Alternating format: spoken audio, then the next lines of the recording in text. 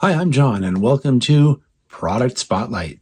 Today we have a model from Bachmann, of all things, and it's a little different. So let's head over to the workbench and take a look.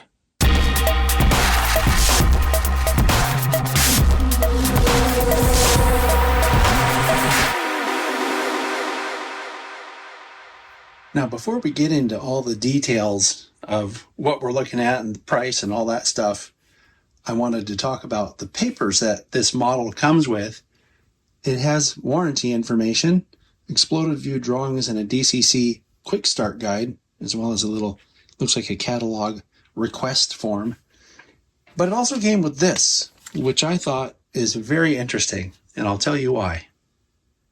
This paper is actually instructions on how to run this model using overhead power.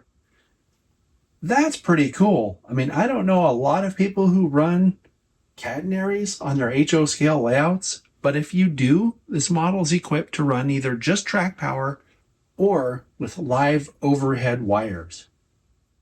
So the important thing to know about this is that there's a switch on the bottom of the model that lets you tell the model which way you want to run it. All right, on to the model itself. This is what we're looking at today. This is a Siemens ACS-64 model. It's HO scale, and it comes from Bachmann. The manufacturer's suggested retail price for this model is $469. Now, before your head explodes, just know that means you can find it for less if you shop around. Okay? So always remember that. We use MSRPs on this channel because MSRP is objective. It does not change from place to place. The price you pay, though, might. So your best bet is to go to the Bachmann website and see what they have, because they have other models, including SEPTA, normal Amtrak paint schemes. You'll want to look at their website, see what they have, and then do your shopping, because you'll probably find it for much less than the MSRP. Something else worth mentioning is that Bachmann states in their documentation on the website that these models should be run on a 22-inch or greater curve radius. So this is a variant of the Amtrak Phase 3 paint scheme, and my understanding is that Amtrak actually did a real locomotive in this wrap or paint scheme. You can see that the paint and markings on it are very good, and it seems to have some separately applied details as well. Some of the separately applied details that I was talking about just a second ago include the grabs to get up into the cab. There's also a separately applied rear view or side view mirror here, grab down here. There's actually a fair amount of detail on this model, and you can see looking at the front of it, it also has separately applied windshield wipers, little grabs down here along the windshield. We have ditch lights. There's all kinds of little hose receptacles down here. Extra hose detail on each side of the model. It's a pretty detailed model, actually. Looking at the fireman's side on this end, if you look real carefully, you can see it has a little letter F right here. That means this is the front of the locomotive. So this is the fireman's side. And you can see from this angle that it has the same details on this side as well. And here's a view of the other side of the locomotive. Now looking at the rear of the model, it looks just like the front.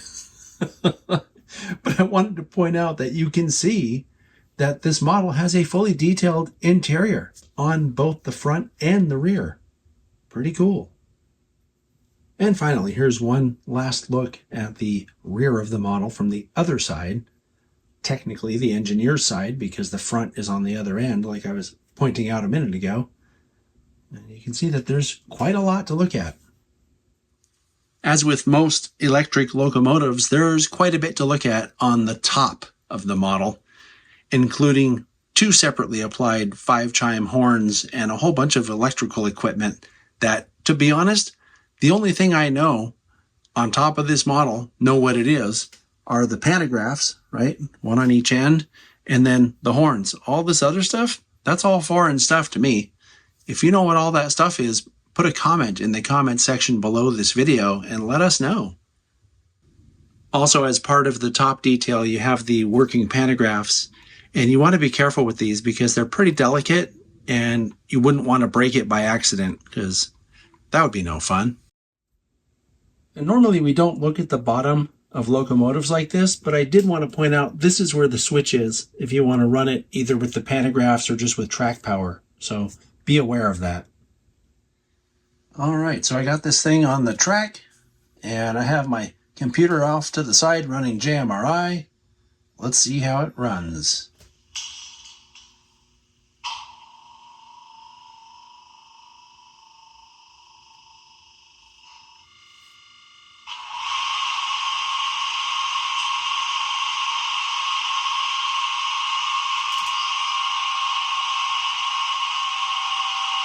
Okay. I've never heard an ACS-64 run, so that's an interesting sound.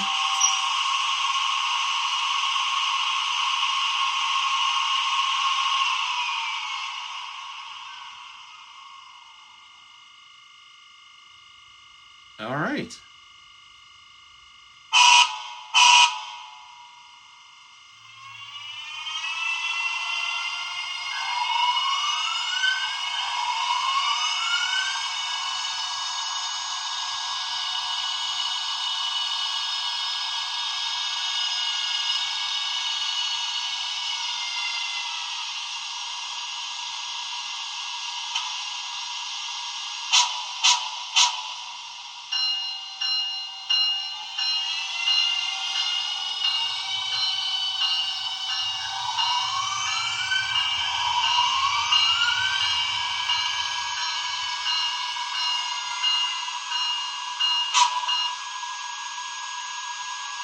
Very interesting sounds, I've got to say that.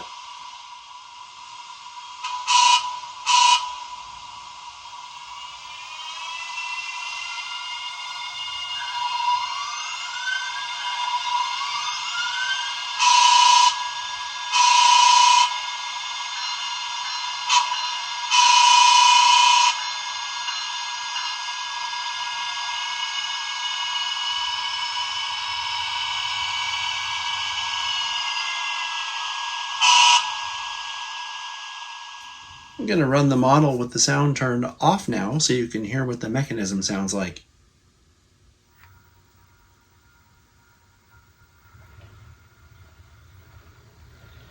Pretty quiet. Also, I should mention so that you know,